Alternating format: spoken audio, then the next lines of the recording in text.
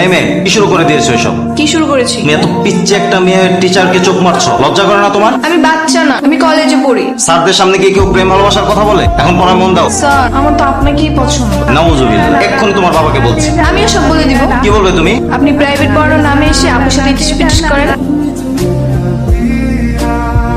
আপনি যদি এখন আমার সাথে প্রেম না করেন, বাসা গিয়ে সব বলে দিব। স্টুডেন্টের সাথে কি কেউ প্রেম করে? তাছাড়া অলরেডি আমি তোমার বোনের সাথে রিলেশনে আছি। আপনি প্রয়োজনে আপুর সাথে ব্রেকআপ করে দেন, আমার সাথে প্রেম করতেই হবে। যদি না করেন তাহলে আমি এক্ষুনি গিয়ে বাসা। দাঁড়াও, আমি রাজি।